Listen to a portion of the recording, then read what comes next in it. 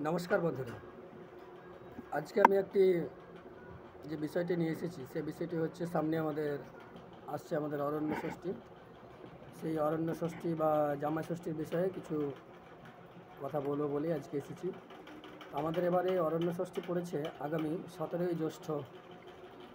17ই জ্যৈষ্ঠ ইংরেজি 1 জুন রবিবার।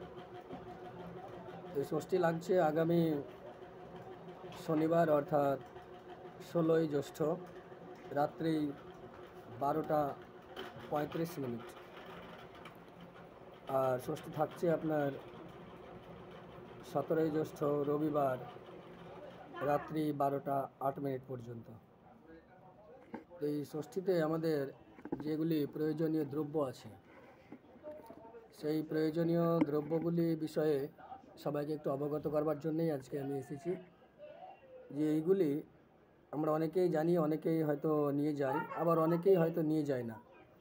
এই বিষয়গুলি কি কি আছে, যে দ্রব্যগুলি আমাদের লাগে, এই দ্রব্যগুলির মধ্যে আছে যেমন কিছু ফল, 6টা পান, 6খানা সুপারি, বাঁশের পাতা এবং হলুদে ভেজানো বা চোপানো কাপড়ের টুকরো, নতুন 6গাছা সুতো, তেল, হলুদ, চিড়ে, দই, এইগুলি নিয়ে ষষ্ঠী পূজায় অংশগ্রহণ করতে হয়। এবারে এইগুলি দিয়ে কি করতে হয় না, এইগুলি দিয়ে একটি পিটুলি দিয়ে একটা কালো বেড়াল আঁকতে হয়। এবারে এই কালো বেড়াল আঁকার পরে যে ফলমূল নিয়ে যাচ্ছে সেই ফলমূলগুলো দিয়ে একটি বাটা সাজানো প্রয়োজন বা সাজাতে হয়। সেই বাটা সাজানোর পরে তার উপরে কি দিতে হয় না, তার উপরে সেই বাটার উপরে 6টা পান, 6টা সুপারি এবং হলুদে যে ভেজানো কাপড়ের টুকরোগুলো আছে সেই কাপড়ের টুকরো, ওই টুকরোগুলো গিয়ে কী করতে হয় না, ওই টুকরোগুলো কাপড়ের টুকরোটাকে বাঁশের যে পাতা হয় সেই পাতাটাকে জড়িয়ে 6গাছা সুতো, একটা নয় 6গাছা সুতো দিয়ে সেই বাঁশ পাতাটাকে জড়িয়ে রাখতে হয়।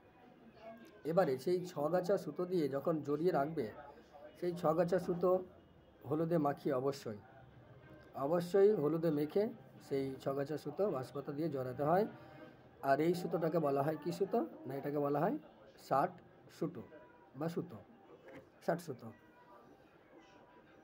চিড়ে, দই, খই, তেল, হলুদ এইসব দিয়ে মা ষষ্ঠীর পূজা করা হয় বা পূজা করার নিয়ম। পূজার শেষে যখন হয়ে গেল পূজা, যে পূজার শেষে ছেলে মেয়েদের সে ওই যে হলুদে চোপানো যে 60 সুতো আছে সেই সুতো তাদের কপালে ঠেকিয়ে কি করতে হয় না, তাদের হাতে বেঁধে দিতে হয়। পুজোর শেষে ব্রতকথা অবশ্যই শোনা বাধ্যতামূলক। যে পূজার শেষে ব্রতকথা শুনবেন, শোনার পরে আপনারা যে যার ঘরে যাবেন, দিয়ে সেই দিন ফলমূল খেয়ে আপনারা আপনাদের দিন উদযাপন করবেন। নমস্কার। আলোচনাটা কেমন লাগলো আপনারা জানাবেন। যদি ভালো লেগে থাকে তো অবশ্যই শেয়ার করবেন আর সাবস্ক্রাইব করে আমাকে পাশে রাখবেন। ধন্যবাদ।